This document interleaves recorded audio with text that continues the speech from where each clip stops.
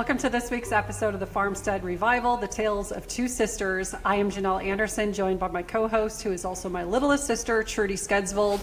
Trudi is in Florida this week, and so we are fitting this in where we can to record this podcast. She went on a cruise with her extended family, with her husband's family, and she's looking really tan if you guys are watching us over on YouTube. We went to the Bahamas, so yeah, I burnt and then I tanned. Not fun. Yeah. All right. This week's episode is all about the many hats that we wear as women on the homestead. If you have kids, this applies to you. If you don't have kids, this is still applicable. I promise you're going to find value in the conversation. But this is talking about all the things that we have our hands in, which is basically everything. So we're the ones that are usually making the food. We're the glue. Yeah, that's a good way to put it. We are the glue. We are the glue that holds everything together. And so we are cooking food. We are making sure that our kids are doing their school or are going to school, doing their homework when they come home. Don't smell like manure from outside in the pasture, or their bare feet are clean and not brown with dirt. Like, wait, you're supposed to wash your kids' feet? Yeah, well, I mean, I feel like that's a normal thing. At least like once a week. Okay. You're gross. Whatever. And it's also that sometimes we have to have jobs off of the farm, off of the homestead, and that can add another layer of stress. Yeah, yep. And then navigating our personal relationships with not only our spouses, but also with friends. And so we're going to talk through all of that today. Trudi, which one are we going to dive into first? I believe we should start with ranch work and seasonal ranch chores and whatnot that we do on, well, not just ranch, we'll say homesteads, farmsteads, wherever you want to, whatever you're at or whatever you're on. So obviously me and Janelle both came from ranches. Correct. Now, we're a little bit smaller scale. It's more of a homestead or a farmstead. So our daily chores changed drastically when we moved from that ranch onto a smaller area. For me, I mean, what it looked like for me in the beginning was, Eric had a full-time job off of the ranch. And so I would have to take care of all the animals. So I would have to feed all the bison, take care of the pigs, make sure everybody had water, the water was working. If they were out in the pastures, which our pastures were like miles and miles away from us, I had to drive over there, drive through the pastures, make sure that they were good. Sometimes I had to go grain them. We grain them more to keep them, to be able to come to us if we needed to get them. Let's say they got out. To keep them calm. Right. We wanted to make sure that we were able to just call for them and they would come and follow us. That way, if there ever is an emergency, we could get them and bring them back. So some days I would go out and grain. And it was a lot of work. I mean, you're on a working ranch and sometimes it can be a little crazy. Because it's only one piece of what we are doing. And I will say that I truly believe that on the modern day homestead movement that is happening, women are taking on the majority of the livestock chores, because in this lifestyle, most of our husbands are working off of the farm. Right. And so we are the ones that are there on the day-to-day doing the daily chores, and hopefully with the help of our children, but I mean, not everybody has kids either. Yeah, so our kids were pretty young, so mostly what they were just gate openers. Austin could drive a tractor. Which is very helpful. Yes. I remember when Eric was like, I finally got to use the gate opener that you bought me so many years ago. I was like, you're welcome. I didn't buy it for you. I made it. But anyways, yeah, I mean, it was a lot of work, and I guess you didn't really realize how much it was at the moment. I mean, you might as well go into what you had to deal with, because then we can show them where we came, where we started, and now what our daily chores look like and stuff like that. Back in North Dakota on the ranch, I will say that Ben did a lot of the feeding chores for the cows, and basically we only had cows. We didn't, other than the kids having 4-H animals, which they had to take care of. You had horses. Themselves. But we had horses, but right. He did the majority of the chores back in North Dakota. I was mainly in the house. I would be an extra hand if I needed him. When we had our third kid, and then there was 10 years between having our fourth child, Justice, and in that gap, of course I was helping. I was able to do that because the kids were older and things like that. But when we headed back into Justice and had him, then the teens, and a lot of the times it was Avery who was the one who would go riding and move cows if needed and all that kind of stuff. Now here in Tennessee, we share a lot of the responsibilities because it's both of us out there working. So Ben did most of the chores in North Dakota. Okay. But at different seasons in North Dakota, we would be haying. And I know you guys, and you can talk into that as well, but I would go in the tractor and I would rake for Ben who was baling, but he would go cut and then I would come and rake and then he would bale behind me. And so it was bringing the kids into the tractor with you. Most of the time the air conditioner stopped working and I have pictures of my face being bright Or you red. could be in a tractor that tried to kill you. And Oh my goodness, you guys. You need to, let's just pause from this topic. Yeah. Side note. Tell this story. So I was out in the tractor This and is a warning. Like whoever it is. thinks Listen up, Linda, okay? I don't know if there's a Linda listening, but just listen up. she didn't mean it, she's sorry. So just a pre-warning, like pay attention because you don't think things will happen to you and they really could happen to you. So I was out in the tractor and we were haying and we were trying to get this field done before it rained. And so we were out there for 2 days straight till dark, and we didn't really have lights or anything. So we just would have to stop at night. And then obviously it gets wet, so you have to stop too if you're baling and whatnot. So I was trying to get this field done being raked. I drove the older tractor, which was a 1086 is what it was. And so the smokestack would come up from the front of the tractor. The engine, yeah. Right. And so it at one point had been hit. I don't remember who hit it. It wasn't me. I will say it wasn't me. But it had gotten bent back. Well, I was driving along and it was the second day I was in the tractor and I had a headache the day before. And then I was in the tractor again the next day and I started having that headache again. I started getting really sleepy and I was like, this doesn't feel right. Something's wrong. And I called Eric and I said, hey, like, I just feel like I need to go back to the house. I don't feel good. He said, but I really want to get this field done. So I'm going to finish this field first. And so I got almost all the way done with the field. And finally I was like, Eric, I feel like I'm going to throw up. Like I have to get out. I have to go. I need to get out of here. So I got out, I got in the pickup and started driving back to the house. And for some reason, it just clicked. It was like, carbon monoxide poisoning. Like, what were you thinking? Those are all of the symptoms for it. Dizziness, headaches, nauseous, falling asleep. Like, all of those things go hand in hand with that. But it never clicked in my brain that could possibly happen to me. So I got home, and Eric had called his dad, who was a first responder for years. And so he came over, and he checked my oh my gosh, oxygen. My oxygen. And it was pretty low. And so he just said, you might want to just like, he gave me some oxygen because he had an oxygen tank. And so he had given me some oxygen. And so I just kind of laid there for a little bit and I started to feel better. The headache was kind of gone away.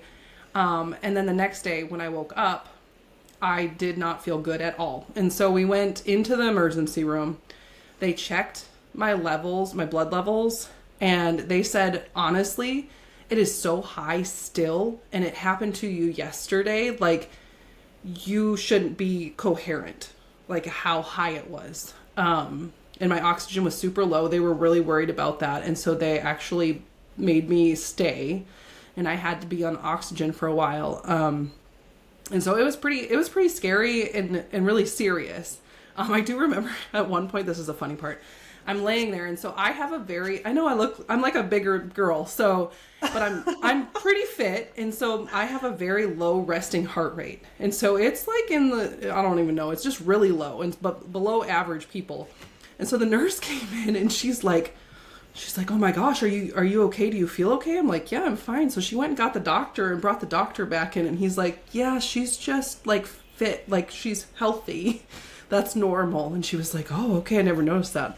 So I wasn't dying, but that's good. But anyways, yeah. So just pay attention to your body in those circumstances, and that's the moral of the story. Yeah, I mean, like, sure, that got a little off topic, but like, never would have thought. I remember when that happened. I never thought in my head that she would have carbon monoxide poisoning from the tractor. Right. Like, that's insane. So like, what actually happened was, so the exhaust was bent, and so it was coming into the tractor cab through the AC unit is what the AC. So it was just being blown back into my face. It was, so check all your stuff and make sure it's fixed before you go get in the tractor, because like we say, we wear many hats and we keep everybody together with this glue. If we're not there, then we're going to have troubles. So just pay attention. Okay. Oh, I was going to say that's funny, but it's not funny. Like, It's not funny. That was really crazy. It was really serious. But yes, but those are things like spending days in the tractor. Months in the tractor. We started hating in June, wouldn't be done till the end of August. Like, it was a lot. A marathon, yeah. Yep, for sure. And then having kids in the tractor with you, and crabby kids, and all of the things. I think I had 2 kids in the tractor with me, three sometimes, because we never. Yeah, I mean, if we didn't have a babysitter, like, it just is how it was. I mean, it was hard, but we figured it out and we did it. That's what. If you have to do it, you have to do it. Mm-hmm. And I think that is the thing, that there are stuff that we just have to do and we have to accomplish. And if we don't do it, then no one else is going to. Got to step up. Or you won't get the hay off the field, or your animals won't get fed. You don't have a choice of certain things that have to be finished and complete. So when we moved to Tennessee, that's when I kind of stepped in doing more of the chores with Ben. So we really share a lot of the chore duty. Plus we have a 14-year-old, almost 15-year-old son who helps a lot. Who is a giant. Yeah. He's like 6'2". Kid's huge. Yeah. He's only 14, he's 6'2". Yeah. But he's more than capable. And so most of the time he did a lot of the pasture-raised meat birds that we raised for customers. He did those chores, like the watering and the feeding and the moving every day. And so that was incredibly helpful. But I know, like I said earlier, there's a lot of women who are taking on the majority of the chores.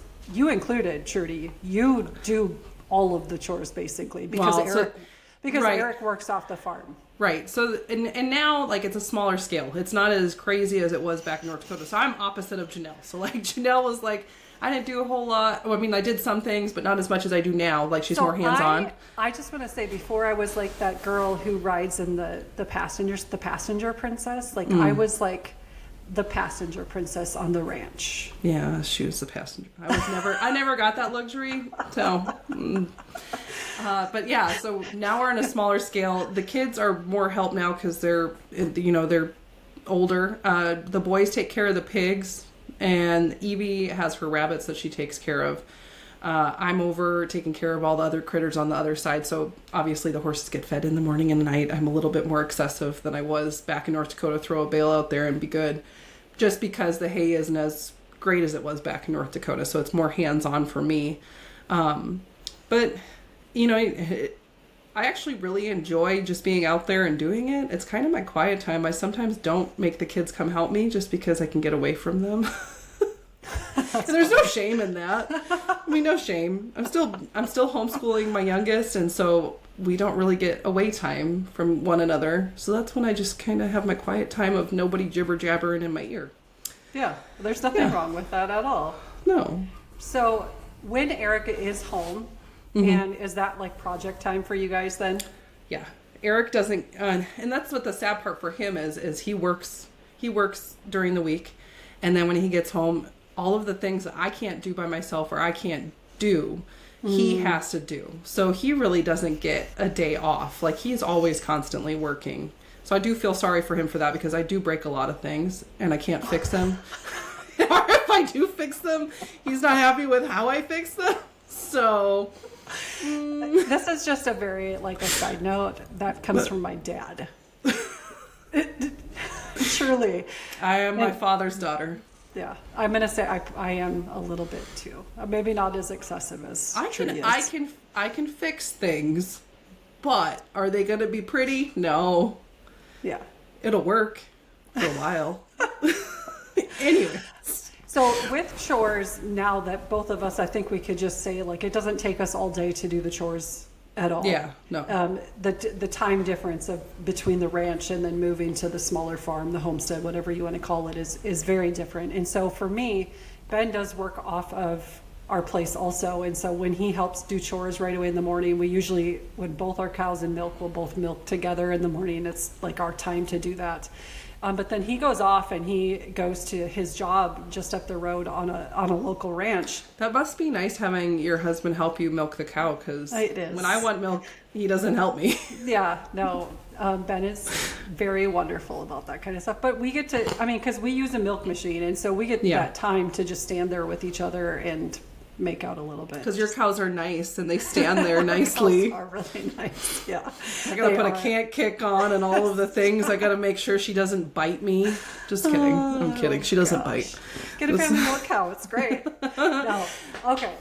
But also, when Beth goes to work, then I kind of turn back to the house and look what all needs to be done. And this is where I think a lot of us can understand this, is like, we have to think about what we're going to feed our kids for the day, or feed ourselves, or feed our spouses. We then also have to figure out, if we're homeschooling, what's our routine look like. And some people have routines and some people don't with homeschooling. Ours is not usually a set routine, and so we have a lot of freedom to move as we need to. But those hours seem to be filled up even when we're not very quickly. needing. Like, you don't expect the whole day to be gone, and you just started. Like, I mean, all the kids were homeschooled at one point, but now recently, my oldest, Austin, and then Evie, my middle, they both wanted to go back to school, and so we have a middle school just right down the road from us, and so I was like, okay, you can go back to middle school, and so I have to take them in the morning and drop them off, because otherwise the bus was taking like an hour to drop them off and pick them. Like, it was just a whole mess. So I drop them off in the morning, and then me and little Barty, because Barty's homeschooled still, he makes me breakfast, or I make myself breakfast, one of the two. And then he gets started on his homework, and he kind of tries to knock it out right away in the morning, because then we have to do all of the chores and whatever else that needs to be done. So we kind of have a routine set up where he does have a routine. I mean, not everybody does, but for us, that's what works. I'm a planner. Yeah. I like plans. Eric says that I like plans a little too much, because when we deviate from the plans, I get really upset, and I can't handle that the plans have changed. Let's just call a spade a spade. All of us girls in our family are controllers. We like to be in control of things. We like it when it works out. That is, yeah. Yep. But like Janelle was saying, planning food and whatnot it's different, because she has had that garden. She has all that meat. We have a pantry full of... We live in a camper, so it's a lot different for us. We have a fridge on our front porch. Super redneck. Like I told you guys, we are redneck America. We have a laundry room. We're redneck. We look a little different than Janelle. Hold on. What? You just said we have a fridge on the front porch. We have a laundry room. We're redneck. No, what she means to say is, she didn't finish that thought. They have a laundry room that is outside. That Eric built. It has a roof, and it's a little shed. But it's open, right? And no, he enclosed it. Oh, he enclosed it. Okay. Yeah. Well, at one point it wasn't enclosed. It was. Well, but he enclosed it. That's how they make it work, so that they can do their laundry. But it is. Going to the laundromat was not working out anymore. It's not redneck to have a laundry, just so you know. It's redneck to have a laundry outside the way that they have it. But it works. It works for us. And like Janelle says, she looks a little different than us, because obviously she has all this place to put jars and whatnot. In North Carolina, it gets really stinking hot, and if we don't have a cool place to put those jars, we wouldn't be able to have them. And I will admit, my garden keeping last year wasn't the best anyways, so we got some stuff and we ate it. I mean, we didn't have any excess stuff. Eric told me that he is taking over the garden, and he's going to tell me what I have to do, because I'm going to be honest, I have a brown thumb, and it does not... I'm not good at that. I like animals. Animals are my thing. I could fix all of the things that's wrong with an animal. But plants, they hate me. No, it's okay. It's fine. But yeah, coming up with how to make stuff can be real hard. It is hard when you don't have the stuff just to pull off of your pantry. Right. And so probably words of wisdom is, if you are capable of having a place to start having some sort of food storage, food preservation, that's a really great thing to step into and do. And I know that's in your future. Right. Like it's just not something that you can handle right this Another second. thing that would be plausible if we were living in the Midwest or anywhere but North Carolina, you know, like our side of the state, is being able to dig a root cellar or something. We can't do that. You just go and dig like down this much and you hit water. The water starts flowing into the hole. So you can't have basements. You can't have any of those things. We have nowhere to go with food storage unless we have a house. So until that house is built, it looks a little chaotic, and we're going to the grocery store quite a few trips a week. So, but I mean, that's what you have to do to make it work. But right. then in the grand scheme of thing, like I think we both probably would say that we could do better of like saying this is going to be what we're having this week, making sure that we're pulling meat. I used to try to sit down and plan, and it was a lot easier in a house, I will say that, because I would plan it out. I'd have it on my calendar, and I would get all the stuff that I needed to make it. It's just harder to do that now. And then besides that, Austin doesn't eat anything that I make anyways. So. Yeah, he's a very picky eater. We used to call him Picky Austin. Picky Austin. Okay, so tell me, how does that make you feel, though, to not be able to just have stuff pulling off the shelf? It sucks. 100% sucks. Yeah. And especially since we haven't had any of our own meat. Going from having that fresh meat that we had bison meat at any time in the freezer, and we could just pull out and make it. We haven't fed out our steer yet. We're still feeding them out because, you know, so we do have pork. We did have pigs last year, butcher pigs. So we do have pork. We have lots of sausage, which we've been utilizing a lot. But that's all we have. We're both red meat families too. Like right? We like our beef or our bison. We have some bear meat, but none of us got a deer this year. Evie did shoot a deer, but we couldn't find it. Shoot. So yeah, so we didn't get any deer this year. We're gonna get real serious next year, and hopefully she gets that one next year, and Austin can get a deer too. But Austin got a bear, so. It just really sucks not having your own meat. I mean, that's what it comes down to. Yeah. Yeah, it's hard. It's hard to navigate that. Like I'm on the flip side of it, like I'm so grateful that our freezers are full and that we raise 100% of our protein, because I don't have to go to the grocery store to buy our protein. You know, like there's different things, basic things that we have to purchase still, but like we're producing as much as we can here. And so it does look a little different when we're meal planning. We actually had done our own chickens, and we had a freezer full of chickens, and then our fridge stopped working. And so we didn't even realize it, and it stopped working. And so all of that meat was ruined, which sucked. It was like, I think it was like 15 chickens that we had fed out and processed. Let me just give a tip. The pigs loved it.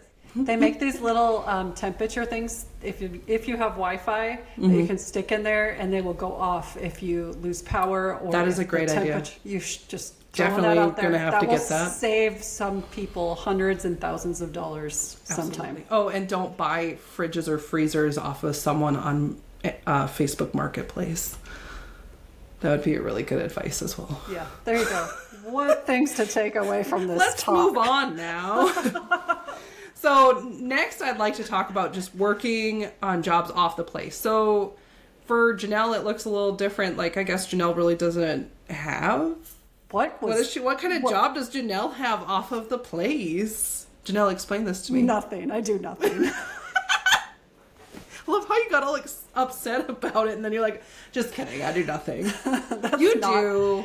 It's not true. I have been given some very beautiful opportunities this past year, and this year included. Like, I am speaking at conferences. I did last year, spoke at quite a few.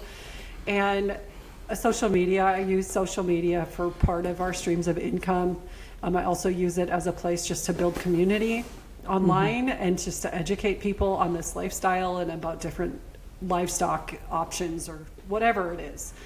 Very big into food sovereignty, and so that's like kind of my platform. And so it is a job. It is most definitely a job. I do all of the marketing for our homestead. I do it for other people when they ask also. So there's quite a bit on my plate. I like how I said I have nothing that I do, and then I just listed off. She just rants off a bunch of things. Yeah, she's just being modest. That's all. I guess it was that's modesty. What that was. It was the North Dakota modesty coming back in. Yeah, the other hay. So for me, like, I literally, the only thing that I have been doing is just doing riding lessons. And I thought that would really take off. Hold on. Women. What? I only Yeah, did that's this. that's a hard one for me. But yes, so riding lessons I started doing, and then I started studying for my real estate exam and stuff like that. So I kind of stepped back a little bit from riding lessons just because I didn't want to overwhelm myself once I did pass that exam. But it's now looking a little different because I am taking my time to pass that exam, but would like to have income now. So I actually am going to be going to work with Eric and his company. So yeah, I didn't tell you this. Surprise! Well, this is a surprise on air. Yeah, so just until I pass that exam and I have my real estate license, we wanted to make sure that we had enough in our savings and all of the things that we needed so that when I start out, it's not just a struggle, because obviously I'm going to be new to it. All reality, let's be realistic. I might not be able to sell a whole bunch of houses or land or whatever right away. So to be smart about it, we decided to work a little bit and just save some money so that we are prepared for that if something comes up, or maybe I'm not good at it. Who knows? But we just want to be safe. And so I am going to help Eric in his So what's job. that going to look like for you? A lot different. I'm going to have to... Are you actually going to be like one of his crew members? So Eric is the foreman of his crew, so he'd be my boss, which he's always been my boss, I guess. That's going to go real well for Eric. It'll be okay. We actually work really well together. We always have worked really well together, and so I think that's going to be okay. So what his job is he pulls telephone poles out of the ground, and then the electric company has put in new poles, and so they have to pull out the old poles, and so I will be helping with that. Obviously, I'm not scared of manual labor because that's pretty much what ranch work is. So I mean, that's that, and then we have to fill in the holes after they pull the poles out of the ground. So it's going to be starting that somewhat soon. So what's that going to look like though for you, like your daily routine? Gonna have to get up earlier in the morning because Eric gets up at 6, and I think he leaves by 6:30. So I'm gonna have to get up early, go ahead and do my horse chores, and then the other question is going to probably be on people's minds: will you homeschool? So where is your little Barty gonna go?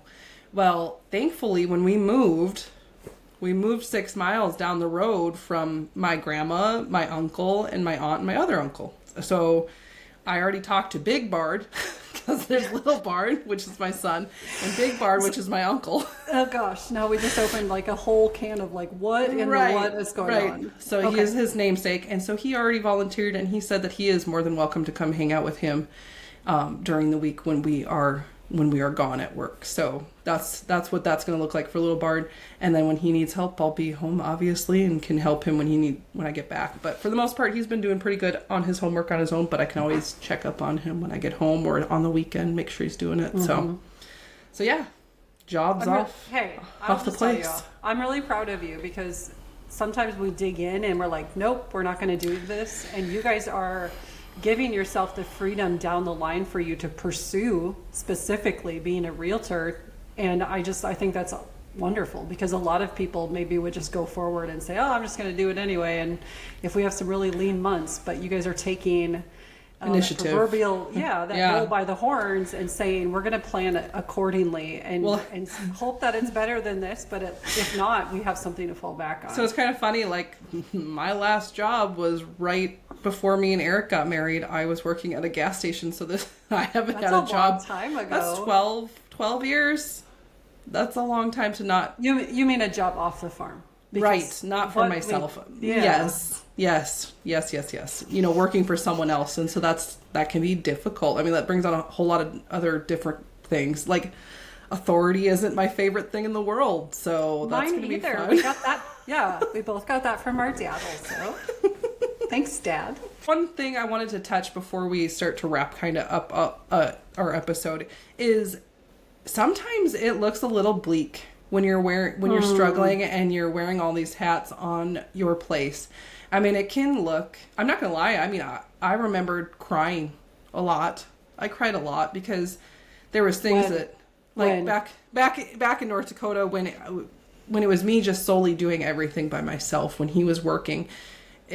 and having the kids on top of it, it got hard. It got real hard. And thankfully I had, family around me. So I had you and your family, and I had our mom and dad to like kind of help, but it still was a struggle sometimes. And so it could be rough. And that's why you need to be able to have open conversations with your husbands. I mean, if you can't communicate how you're feeling, that's when bad things start happening, because you're going to start falling apart, and your marriage can start falling apart because of that. If you hold resentment of, why am I having to do all of these things? Why do I not get the help that I need? Or you're not asking for the help that you need.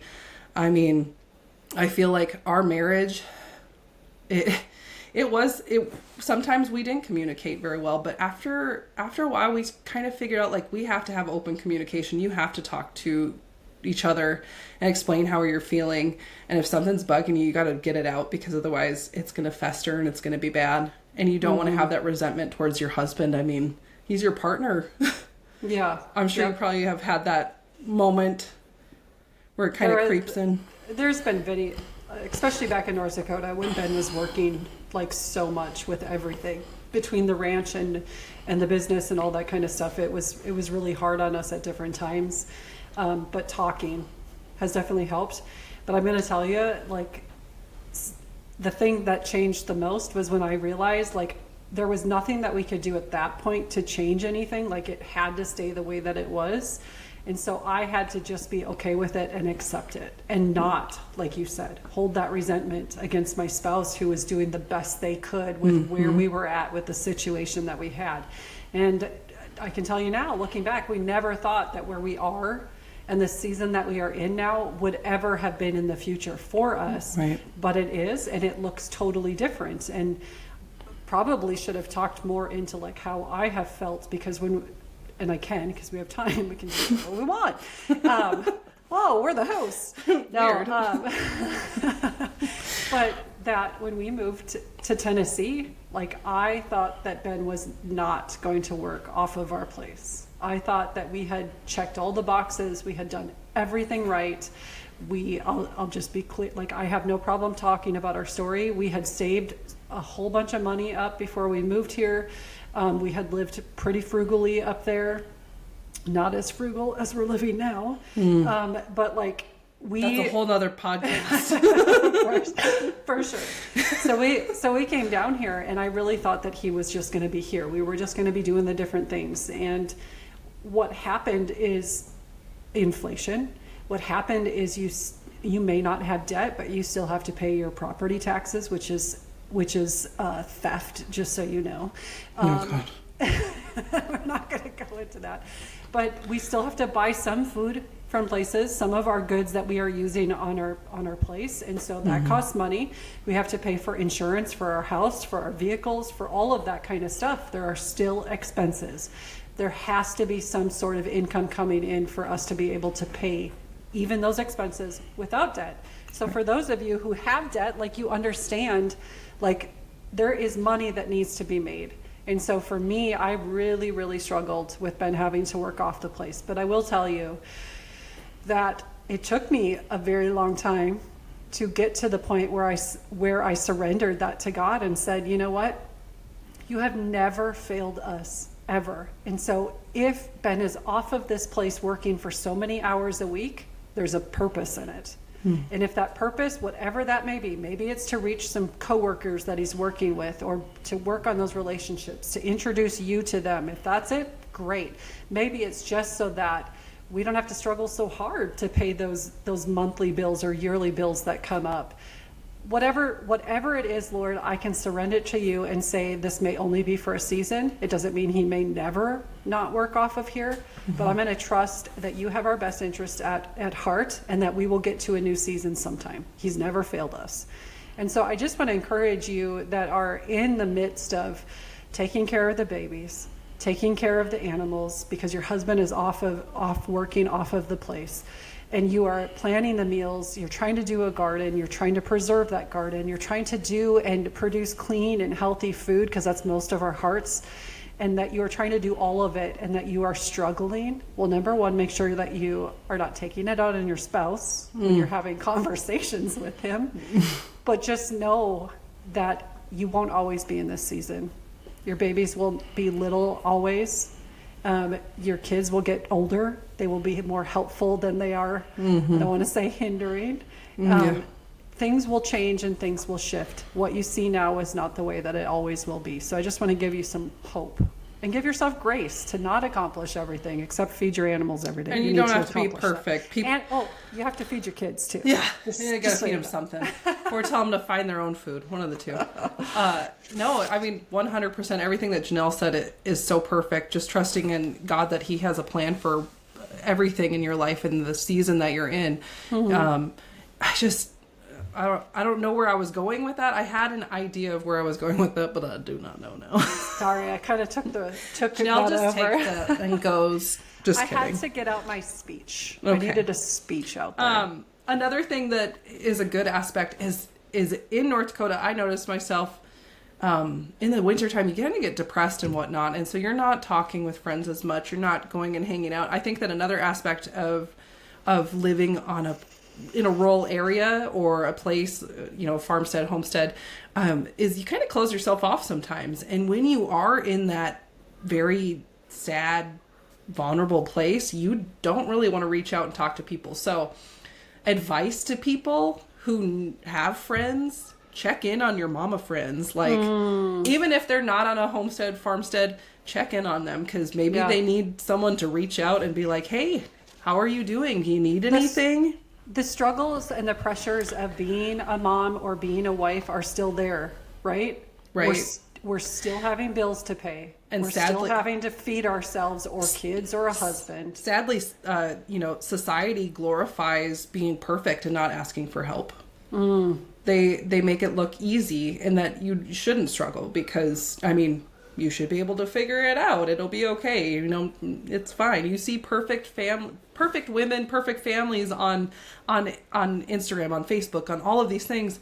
Everybody struggles. They just don't air it out in the open.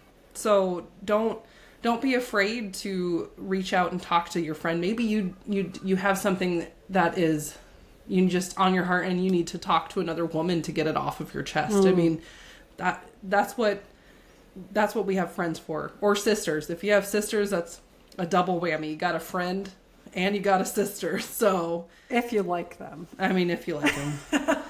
I don't know how I feel about Janelle some days. Oh, the feeling's mutual.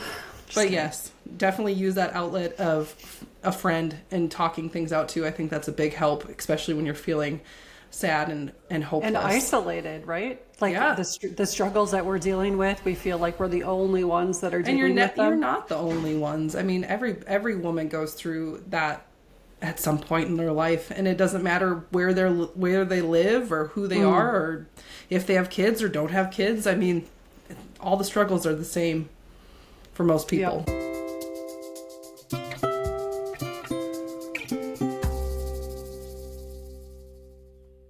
We are now to the part of the podcast where Trudi and I ask each other a question. We have not told each other what these questions are going to be, and so this is like off the cuff. You can see how crazy or how not thinkers sometimes we are. All right, here's my question for you, Trudi. What is your biggest pet peeve? I have quite a few of them. Nope, your biggest. My biggest pet peeve? I don't know. I mean, I have quite a few pet peeves. Eric would say people driving, but he always tells me that I should be a driving instructor because I'm so angry at everybody else. Okay, I'll just say that's my pet peeve, is when people are just not good drivers. They're just wandering around and they're just not paying attention, sitting in the left lane. It drives me absolutely nuts. I don't understand. Or they sit at a stop sign or a stop light for like 5 million seconds and it's green. You know what it is though? What really makes me mad is it's because they're on their phone. Driving and on their phone. Like, there's so many reasons not to do that. Pet peeve. So I'm just gonna point this out. She gets that from our dad. Yeah, he had road rage. I am my dad. Sorry. We should have just titled this podcast "What We Got from Our Dad." Dad. Good and bad. Oh. Okay, Janelle, your question is, what is your dream vacation? Dream vacation. Okay. I would really, really love to go to Ireland. I don't know why. I've always just had a We're desire like to go there. We're 2% Irish, right? Well, maybe you are, but I might not be. Did Well, you know that? That sometimes yeah, that is doesn't- weird. Yeah, let's not talk about that. That would get into like a whole nother thing of talking about genetics Okay, and now stuff tell like us that. why Ireland. I love green. I just pick. No, listen. Let me Okay. explain. Yep. I think of Ireland, I think of like green grass, like lush green grass, like rolling hills, and just the culture of it.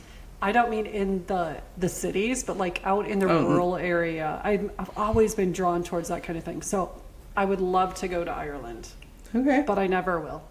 Never. Unless someone wants to sponsor us on a podcast going to To Ireland. Ireland. That would be hilarious. I don't think they'd be able to handle me. I don't think I should go to Ireland. You can go. Yeah. I mean, I can keep myself in check. I don't know that I can. It's hard sometimes. Too funny.